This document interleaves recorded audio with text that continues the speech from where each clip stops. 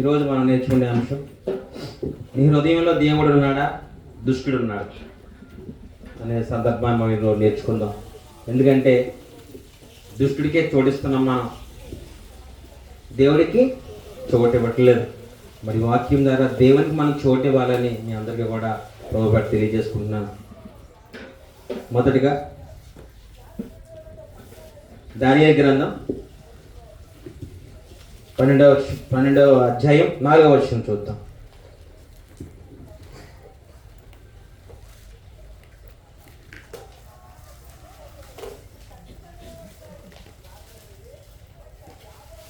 అధ్యాయం 4వ వచనం.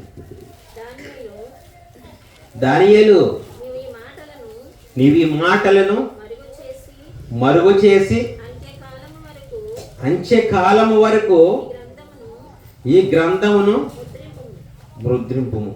చాలా మొక్కదా ఏం చెప్పారండి? దానియేలు, నీవు ఈ మాటలను మరుగు చేసి దాచి అంత్యకాలం వరకు ఈ గ్రంథమును ముద్రించు. నిజంగా క్రీస్తుకు ముందున్న వారికి కొద్దిగా మహాజ్ఞానం దేవుని గురించి అందరికి తెలియకపోవచ్చు. లోకంలో అవధేయులుగా ఉండి యేసుక్రీస్తు వారినే తెలుసుకోలేదా, ఎదురుకుండా కళ్ళ ముందున్న యేసుప్రభు వారినే తెలుసుకోకుండా వారు సిలువ వేసి చంపేశారు. నిజంగా 33 సంవత్సరాలు ఆయన బ్రతికారు. నిజంగా ఆయన మన కోసం మోషే దగ్గర నుంచి ఆదికాండం నుండి ప్రకటన గ్రంథం వరకు కూడా 66 పుస్తకాలు గొప్ప నిధిని మన ముందు ఆయన పెట్టి ఉంచారు. అర్థమైన వారికి ఏంటండి? మహానందం. ఈ గ్రంథం అర్థమైన వారికి ఎలా ఉంటుందండి? మహానందంగా ఉంటుందండి. అర్థంలో పిచ్చోళ్ళు ఎలా ఉంటారంటే, రాత్రి చెప్పారు ఆ మాట అనుకోకలేదు, నరకానికే ఆ మాట అనక్కలేదని చెప్పారు. ఆ ధైర్యం కదండి. ఆయన అనుసరించకపోతే, ఆయన చెప్పిన మాటలు వినకపోతే మన లాస్ట్కి ఏంటండి? ఇక అనక్కర్లేదు, ఆటోమేటిక్గా నరకానికే వెళ్ళిపోతారు. మరి దేవుణ్ణి నమ్ముకుంటే ఎటువంటి లోటు ఉండదు, మన అందరికీ తెలిసిన విషయమే. కానీ లోటు ఉండదంటే నీ భక్తి సరిగా లేదని అర్థం. అప్పుడు గ్రహించాలంటే నేను దేవుళ్ళు ఎదగలేకపోతున్నాను, విశ్వాసం కలిగి ఉండలేకపోతున్నాను దేవుని యందని మన అందరం కూడా గ్రహించాలి. అలా ఎవరు గ్రహించకుండా ఈ లోకంలో ఏదో వ్యర్థమైన వాటిలో గ్రహిస్తున్నారు తప్ప, నేను దేవుని అనుసరించలేదు కాబట్టి నా బ్రతికిల్లా ఉన్నదని ఎవరైనా ఆలోచించగలుగుతామండి? ఇప్పుడు నన్ను రోగం తగ్గట్లేదంటే నువ్వు దేవుళ్ళు సరిగ్గా ఉండలేకపోతున్నావు. నీ సమస్యలు కొట్టెక్కట్లేదంటే నువ్వు దేవుళ్ళు సరిగ్గా ఉండలేకపోతున్నావు, దేవునికి హృదయం ఇవ్వలేకపోతున్నావు అనే విషయాన్ని మనం ఎప్పుడైనా గమనించినట్లయితే ఆటోమేటిక్గా దేవుని వాక్యం దగ్గరికి మనం అందరం కూడా వస్తాం. దేవుని వాక్యాన్ని ఎప్పుడు కూడా హృదయంలో నింపుకుంటాం దేవుని సంగమం. అలాగే 2 కొరింథీయులకు రాసిన పత్రిక మనం ఎప్పుడు కూడా పరీక్షించుకుంటూ ఉండాలి. ఏం పరీక్షించుకోవాలి? 2 కొరింథీయులకు రాసిన పత్రిక 13వ అధ్యాయం 5వ వచనం.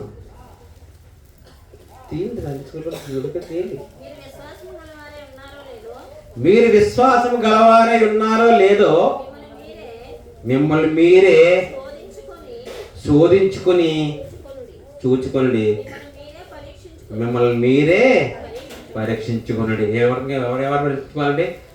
మీ విశ్వాసం నాకు ఏమైనా తెలుస్తుందండి? నా విశ్వాసం మీకు తెలుస్తుందా? నేను డాక్టర్ని కాబట్టి బ్లడ్ టెస్ట్ చేస్తే మీకు షుగర్ ఉందో లేదో చెప్తాను, మీకు టైఫాయిడ్ ఉందో లేదో చెప్తాను. ఆ పరీక్షలో తేదదు. కానీ మీరు విశ్వాసులాగా లేదా అనేది నేను పరీక్షించగలనండి? ఎవరికి వారే పరీక్షించుకోవాలి. ఎప్పుడు కూడా మనం పరీక్షించుకోవాలండి. ఈ లోకంలో ఈ పరీక్షలు చేయించుకోవటం కాదు. ఈ పరీక్షలు ఎవరన్నా చెప్పగలరు, నీకు ఆ రోగం ఉంది, ఈ టెస్టులు చేసి బ్లడ్ టెస్టులు చేసి స్కానింగ్ చేసి ఏదన్నా చేస్తే నీకు ఈ రోగం ఉందంటే అలా పరీక్ష చేసి. కానీ మనకున్న రోగాన్ని మనకు మనమే పరీక్షించుకోవాలి. విశ్వాసంగా ఉంటున్నామా, దేవుని యందు అసలు లేదా శోధించుకొని మనందరం కూడా పరీక్షించుకోవాలి. ప్రేమ దేవుని సంగమా, నిజంగా ఆయన ఏం శోధించుకోవాలంటే ఆయన కోసం ఏమైనా తెలుసుకుంటున్నామా, ఆయన ఏమైనా ఆయన రోజు మనం మాట్లాడుతున్నామా, ఆయన ఇచ్చిన పరిశుద్ధ గ్రంథం చదువుతున్నామా, ఇవన్నీ కూడా మనం ఎప్పుడు కూడా లోపల పరిశోధించుకుంటూ పరీక్షించుకుంటూ శోధించుకుంటూ ఉండాలండి. ఆయన గురించే మనం తలంచుకుంటూ ఉండాలి. ఇవన్నీ లేనప్పుడు మనం పరలోక రాజ్యం వెళ్తామండి? వెళ్తామా? ఎవరు కూడా వెళ్ళాం. నిజంగా యేసుక్రీస్తు గారు చెప్పిన సామెత, గుడ్డివాడు దారి చూపితే అవుతుంది. బయట కొన్ని బోధలు అంటున్నారు, ఆ బోధల ప్రకారం వెళ్తే గుడ్డివాడు దారి చూపి ఎక్కడ పడతారండి? గుంటలో. అలాగే ఉంటుంది నేడు క్రైస్తవ సమాజం. చాలా మంది సత్యమైన వాక్యాన్ని ఎక్కడ సరిగ్గా బోధించక, సత్యవాక్యాన్ని నేర్చుకొనక అందరూ కూడా గుడ్డి వాళ్ళు అయిపోయి లాస్ట్కి నిచ్చిన కోణంలో పడిపోతారు దేవుని సంగమా. అలాగే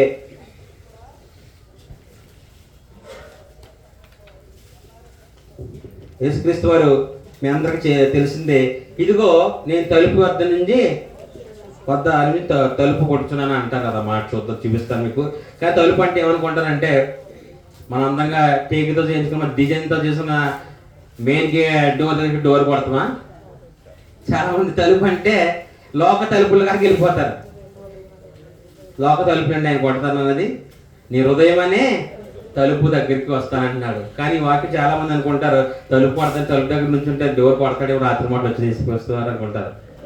అది కదా ప్రియమైన దేవుని సంగమా. మీ అందరికీ తెలిసిందే, హృదయమైన తలుపు అయినా. ఒకసారి చూద్దాం అన్నమాట.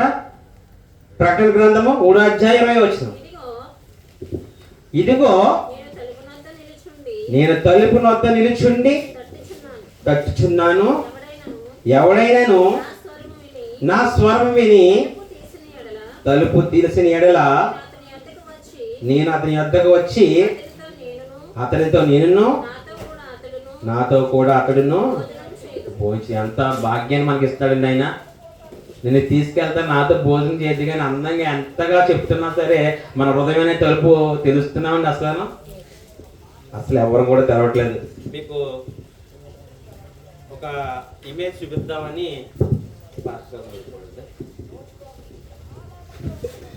ఇమేజ్ చూపిద్దామని జిరాక్స్ తీసుకుని వచ్చారు.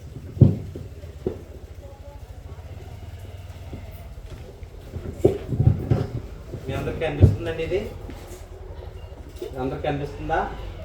హృదయంలో యేసుకు చోటిస్తే కనిపిస్తుందండి. అలాగే ఈ పక్క చూడండి, హృదయంలో యేసుకు చోటు లేకుంటే ఇవన్నీ మీకు కనిపిస్తున్నాయా? తోడేలు, పాము, ఎలుగుబంటి, ఘోరమైన జంతువులన్నీ కూడా ఈ పైన ఉన్న చూసారా? హృదయంలో యేసుకు చోటిస్తే ఇవన్నీ కూడా మన హృదయంలో అంటే మన మెదడులోకి రావు. అయితే యేసుక్రీస్తు వారి హృదయంలో మన మెదడులో ఉంచాం కాబట్టి ఇవన్నీ కూడా బయటే ఉంటాయి. అంటే సాధారణ శక్తులన్నీ కూడా బయటే ఉంటాయి. చూడండి, హృదయంలో యేసుకు చోటు లేకుంటే చూడండి, యేసు మన హృదయంలో మన తలుపు తడుతున్నాడు, మనం తీయటం లేదు. అప్పుడు అన్ని ఏమైనాయండి? మన హృదయం నిండా అయ్యే ఉన్నాయి. ఘోరమైన మృగాలు, తోడేళ్ళు, పులి, పాము, తేలు, ఇవన్నీ విష జంతువులు కదండి. ఇవన్నీ ఘోరమైన జంతువులన్నీ మన ఎక్కడ ఉన్నాయండి? మన మెదడులో ఉన్నాయండి. నిజంగా ఇది ఎందుకు చూపించానంటే మనం హృదయంలో యేసు చోటిస్తే ఎలా ఉంటామో, చోటు ఇవ్వకపోతే ఎలా ఉంటామో అనేది ఈరోజు మనం నేర్చుకోవాలి. ఎందుకంటే ఎంత క్రూరంగా మనిషి తయారైపోతున్నాడంటే ఈ లోకంలో చాలా క్రూరంగా, జంతువు కన్నా క్రూరంగా ఉంటున్నాడంటే ఒక మనిషే అంత క్రూరంగా ఉంటున్నాడు. ఎవరైనా నిజంగా బాబు ఒరే ఈ నా మాటలు వినండి, మిమ్మల్ని పరలోకం తీసుకెళ్తామని యేసుక్రీస్తు ఎంతో ప్రాధాయపడి వచ్చిన హృదయం తలుపు కడుతుంటే మన ఎవరు కూడా తలుపులు తీయట్లేదు. ఎందుకు తీయట్లేదు అంటే మనం హృదయంలో క్రూరత్వాన్ని నింపేసుకుని మన మెదడులు అన్నీ కూడా మన క్రూరత్వాన్ని ఇలాగా అన్నీ కూడా ఈ జంతువుల్లో ఉన్న అవలక్షణాలు అన్నీ కూడా మనలో పెట్టేసుకుంటే మన తలుపులు తెరుస్తామండి? తెరవం. నిజంగా ఇక్కడ ఏం మాటలు చెప్పినా సరే నా కోసం చెప్పుకుంటానండి. నేను ఎల్ఐసి ఏజెంట్, నాకు పాలసీ చేయండి, డాక్టర్ నా దగ్గరికి ఇది చెప్తాను, దేవుని మాటలు చెప్తున్నామా?